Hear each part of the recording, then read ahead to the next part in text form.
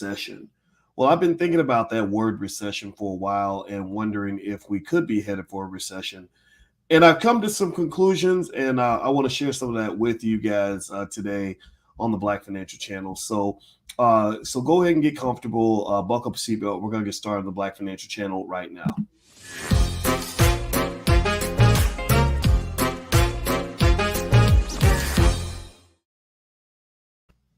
Hey, what's going on, guys? Welcome to the Black Financial Channel. That's theblackfinancialchannel.com. My name is Dr. Boyce Watkins. I'm your friendly neighborhood finance professor.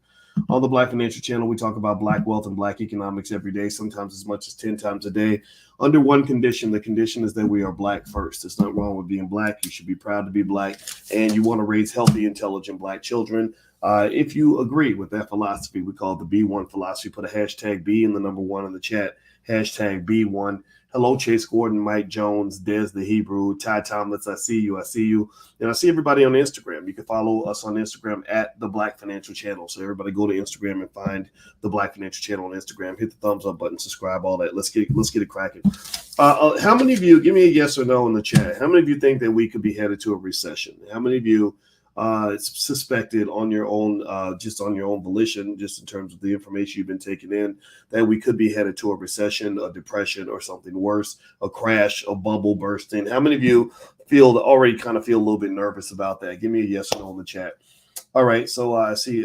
What was the first yes? I saw a yes. There we go. Shavante says yes, and I see some other yeses in here. All right, so here's the deal. Jeremy Carson, who also said yes, and a few others. I'm going to tell you that, just to give you the short version of this, based on research I've been doing, I believe there's going to be a recession. There is probably going to be a recession, and let me tell you why there's going to be a recession. I got to give you just a tiny bit of background so you can understand where this logic comes from. The Federal Reserve right now, and you've heard me talk about this on this channel, the Federal Reserve is in the middle of what they call a tightening cycle. Tightening is when they increase interest rates. They have something called the federal funds rate, which is basically, think of it like a water faucet. When you turn the faucet on, water's coming out. Money is called liquidity. So it's like you turn the faucet, liquidity, the water's just flowing out. That's what they did during the pandemic, because they thought there'd be a drought. Anybody, I don't know if anybody remembers E40. If you're really a hip hop head, you remember E40 had a song called "The Drought Season," right? The drought season is when resources are scarce. The drought season is when liquidity is hard to come by. The drought season is when there is no water. So the Fed's job as the water company is to turn on the spigot and let the water come out when they think we're headed to a drought season. Give me a yes or no in the chat if you're following what I'm saying. I don't want to make this too complex, but I got to make sure you understand what's going on. So because we thought we were entering into the drought season at the start of the pandemic, the Fed said, "Oh no, drought season. Let's turn the water on. Let's call the fire department. Let's get it real wet up in here." So they had this water flowing out. And then what happened was there was a point where a lot of economists, myself included, were basically, you guys know my PhDs in finance. This is what I do. We were all kind of saying okay, it's not really a drought season, dude. You don't have to keep on pouring water in the fire. So imagine somebody said that they think the house is burning down. So they call the fire department. Everybody's spraying water everywhere. And then you say, wait a minute, there is no fire. There is no fire. In fact, the baby's drowning now because you got too much water. Now you got a flood. Now you have a flood, right? And so basically the Fed flooded the economy with so much liquidity that it caused a lot of just unexpected problems. Somewhat expected. It caused an inflationary problem because, your currency does have less value than it did before. It also at the same time, the pandemic itself caused a lot of supply chain problems, which reduces supply of goods, which causes that inflation that everybody's been talking about. On top of that, you had pretty high demand, where people were still buying things. So you have people bored, sitting at home, buying stuff, while the people that are supplying the stuff that they're supposed to buy are not able to supply those things. So you mix high demand with low supply, where you're going to get a higher price, especially when you're dumping liquidity onto the market. Give me a yes or no if you follow what I'm saying. I don't want to talk over anybody's head. I want you to understand what's going on. So basically, the Fed then reverses and says, holy crap, we've done too much. We're drowning the baby. We've poured too much liquidity on this thing. We got to go backward, and we have to start tightening. They have to go through the tightening cycle, right? So they have to go in and clean up the mess that they've created. They have to go confront the inflation issue, and the way they confront it is by increasing interest rates. Well, the problem with increasing interest rates is that it does slow the economy down. That's what you're deliberately doing. You're saying, "Whoa, Kimasabi," like Lone Ranger. You're saying, "Whoa, Kimasabi." You're slowing it down so that you don't have inflation going out of control. Well, here's the problem. This is what I wanted to get to. So forgive me if that it took a couple minutes to get to the point, but I wanted to make sure you guys understand what's going on. Research shows that in 8 of the last 9 times that the Federal Reserve has engaged in a tightening cycle, there has been a recession. You understand what I'm saying? 8 of the last 9 times that the Fed decided, hey, we got to deal with inflation, we're going to slow things down, you have had a recession. There was only one exception. The exception was 1994. That was the only time they did it right. The only time they did it right. So ultimately, since 1961, in the 9 times that they have engaged in a tightening cycle, 8 of those 9 times has led to a recession. This is why I wanted to let you guys know you're probably going to have a recession.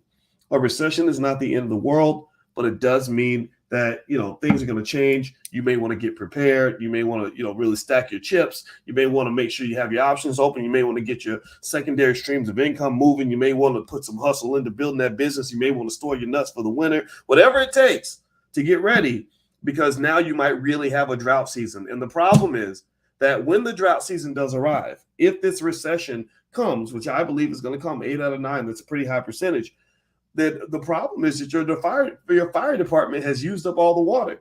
They used up all the water spraying and liquidity on a fire that did not exist. There was no fire. There was no economic downturn during the recession. It's crazy. And here's the other interesting dynamic of all this, and just in terms of the recession and the impact. One of the big problems that they're having that they did not anticipate is that the labor supply has gone down. During the pandemic, they gave the whole world a taste of something I've been talking to you guys about for years. Because, you guys know we have something in the Black Business School called the Black Wealth Boot Camp. Well, we've always been talking to people about getting off the corporate plantation. And I've been telling people, I even had to convince my wife, who goes to work every day. I said, babe, if people knew how much better your life is when you don't have to go to work every day, everybody will be doing this. I just discovered it by accident, because white folks didn't want to hire me like that because I was a little bit too black. My credentials were solid, but I was a little bit too black. So I decided to create my own business because I said, me and you can't live under the same roof. I'm my own man. I got to have my own stuff. And I understand that, right? But I remember saying to her, I said, if people knew how great it is to be at home with your kids instead of spending all your time with your boss, to sleep in instead of having to get up at 6 a.m, to be able to work from home as opposed to having to go to a job every day, I don't think people will go back to what they were doing before. I've almost never met a person. I don't know how many of y'all work from home. How many of y'all stay home with a business or whatever it is you do to make your money? Give me a yes in the chat if you're in that category. There's something about freedom where once you get a taste of it, you rarely go back. I don't think I know anybody who ever quit their job and decided, oh yeah, I got to go back to corporate because the money ain't right. Usually what they'll do is they'll say, oh, I got to start a new business. I have to do some networking. I have to do some marketing. I got to find some other hustles. But going back to work, the cost is too high. The cost is too high. The cost is your life, man. You're giving, think about this. You go to work 40 hours a week. For 50 weeks a year, that's 2,000 hours a year of your life. You only have 8,760 hours in a year. And about a third of that time, you're asleep. Process this for a moment. Let me do some little math right quick. I don't know if y'all heard this from anybody else, but I'm going to give you a little bit of insight into the mind of Boyce Watkins, like how I think, right? I was like, okay, there's 8,760 hours in a year. About 2,800 of those hours, you're asleep. So you have about 6,000 hours a year that are yours. A third of those hours are spent at your damn job. 2,000 out of the 6,000 is spent at the job, but then you probably spend another 500 to 1,000 going back and forth to the job, going to work, getting ready for work, resting up so you can get to work. So you're spending approximately about 40% of your waking hours on this earth engaged with some shit that you probably don't even want to do anyway. You're doing it for the money. And the crazy part is it's not even a lot of money. It's not like they're giving you millions to give up your life. You're getting like rent money, right? It's crazy, right? So I'm not surprised at all that people don't want to go to work. But this is one of the unexpected consequences that the Fed is facing as they're trying to figure out, okay, how do we avoid a recession where they say, holy crap, we can't get people to go back to work. And believe me, if you think that I believe that they're going to try little tricks and try to pin you down somehow with debt or whatever it is, right, to get you to go back to work, yeah, they probably will. That's what they do. That's what industrialists do. They create social movements. There are even theories out there that where the Rockefellers allegedly, this is. It depends on how what you believe, but there are theories out there to say that even things like some of the feminism or civil rights movements were orchestrated by corporations to basically expand the labor force, or that wars are started so that the industrialists can get more people on the job, right? So that because that's productivity, national productivity helps the country do better economically, but more importantly, it helps, well, not more importantly, but more significantly, it helps the rich really get richer. Now, I'm not saying you can have your own judgment on that. I'm not here to tell you what you should think about that, but that's kind of how that game works, right? I understand these things pretty well, I guess, because that's what I do. And so anyway, I'm going to share one more interesting point with you about the politics of all this. And before I do that, could you do me one quick solid and hit the subscribe button if you are online? Subscribe, thumbs up, share, all that good stuff. Also, if you want to support the channel, you can go to intelligentblackpeople.com and become a patron. We believe in intelligence. We believe Black men and Black women are best when we are thinkers and we are hardworking and we love our families and we do good things in the world. That's what I just believe in, and that's what we stand for. So if you're in that class, then you're in the right place. Now, let's see. Jeremy Carson, thank you for your donation. He says, how would you think a bailout of the working class affects the threat of a recession? I think a bailout of the working class would be beautiful. The problem is that the people that are in power are very wealthy. Nancy Pelosi is worth hundreds of millions of dollars. I don't really see how she is really going to be connected to the plight of the working class. Raphael Warnock, a Black politician, he had to get elected. Corporations had to give him $250 million.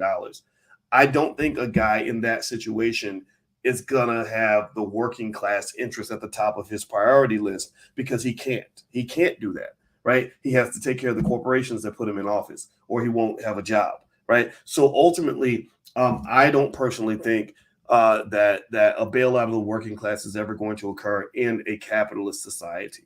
You can do with it as you wish. If you're a Marxist, maybe you're thinking we should destroy capitalism. It's on you. I'm not going to judge that, because there are some good ideas in Marxism. I'm not a Marxist. I'm not a capitalist, but I understand those ideas and I respect them all. Right. So here's the last piece that's really interesting in terms of the politics of a recession, and again, the recession that I believe is gonna come up. Also, I believe that it's not just going to be a recession. A recession I can handle, right?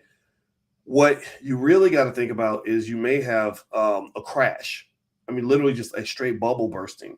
Back in the 2000s, Alan Greenspan was the chairman of the Federal Reserve. He got a lot of credit for what they call it, quantitative easing and boosting the economy. And he talked about things like irrational exuberance, and he really got a lot of credit for being this great chairman of the Fed, because he created this amazing economy with all this growth and prosperity and everything else. Well, does anybody remember what happened at the end of the 2000s, though? When right before Obama got into office, what happened to the economy? Well, the entire real estate market just collapsed, absolutely, totally collapsed. And a lot of that was because of what Greenspan did. And there are lots of people in that situation. Jack Welch at GE, same thing. He got all this credit for being this great CEO of GE, but then later on, GE paid a price for the policies Jack Welch implemented. Lee Iacocca used to get all this credit for being this great leader of Chrysler. Well, after Iacocca left, from what I understand, Chrysler took a dive, right? A lot of bad things happened as a result of policies. So my point here is to say that sometimes something glitters, and it's not because it's really gold. It's because somebody painted it gold, and eventually the paint wears off, and you see that it was really just a piece of aluminum that looked like gold, that was made to look bright and shiny. So a lot of times these policies have long-term implications that you don't see because you're getting the short-term benefits. It's like if I go out and I go and get a bunch of money off the family credit card, and I come home to my wife and I say, hey baby, we're gonna have a big party and take a nice vacation because I got $10,000 extra right now. Well, later on that bill is coming. That bill is coming. And in America, you have a lot of this happening because your politicians are only thinking about getting reelected. They're not really thinking about the long-term implications of America. So the Chinese are in a huge strategic advantage to America because they don't make 3, 4, 5-year plans. They're not planning for the next quarter. They're planning for the next generation. They're not planning for the next 3 or 4 years. They're planning for the next 40 or 50 years. They're not thinking about what's going to happen in the next election cycle. They're thinking, about the year 2070, right? So for Black people, what I encourage you to do, remember, y'all know I'm not a finance professor who just happens to be Black. I'm a Black man who happens to be a finance professor. So it doesn't mean you have to be Black to be here, but I'm thinking about my community first. And I encourage every Black person listening, I would not embrace hardcore capitalism. I would not embrace ideas just because that's what everybody's doing. I would not just follow what corporations and the government's doing because they're doing things wrong. They're going to destroy this country. I encourage you to think long term, think intergenerationally. Think about sacrifices you can make now that will have long-term benefits as opposed to having short-term benefits that have long-term sacrifices. I want you to have short-term sacrifices that have long-term benefits. That means investing for your family. That means thinking about how you educate your kids. That means planning ahead. If you do basic things like that, then not only can you overcome racism, but you can actually take the lead when it comes to economic accumulation in your community, okay? But you got to be the canary in the mine. You got to read the books. You got to take in the information. You have to make a plan. Agreed? Give me a yes in the chat if you agree, or hashtag B1 if you agree. One little thing I'll mention here too, politically, just as a side note, is that the Democrats are in trouble in the next election. And the reason they're in trouble in the next set of elections, is because a lot of this inflation is happening on their watch. So the Democrats are kind of between a rock and a hard place. Here's what's interesting, right? Number one, they don't want the Fed to increase interest rates because that could cause a recession.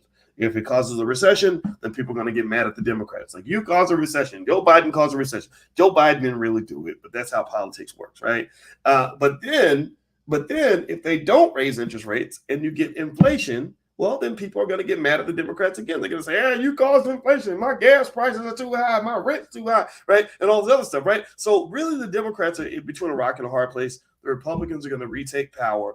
And again, as a Black man, I can just tell you guys, I don't really care much about the Democrat-Republican nonsense. I'm not Democrat. I'm not Republican. I'm just Black, and I'm Black every day of the week, and that's what I'm going to be, period, and that's what I believe, all right? So anyway, guys, that's really it. That's what I wanted to share with you.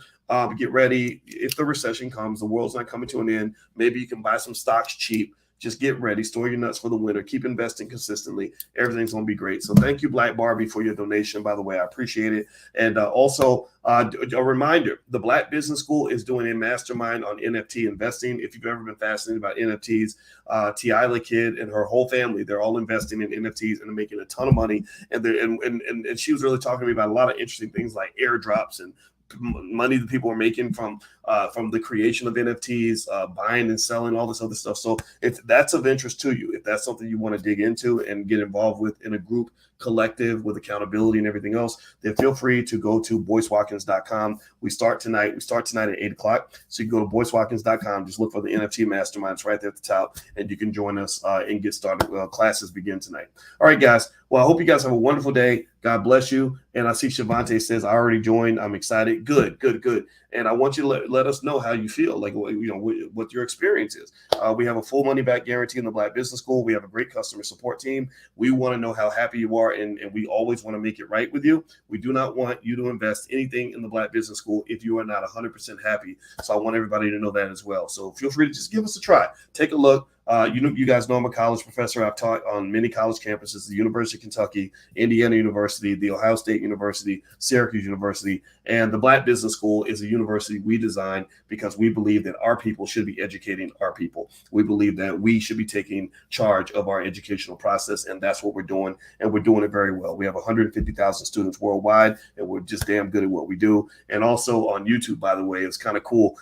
In the last 48 hours, over 1 million people have watched my YouTube channel. So apparently what the message we have is resonating with you. And I want to say I appreciate all of you, and God bless you. We love you. I hope you guys have a great day, and I will see you all soon. Take care now. Peace.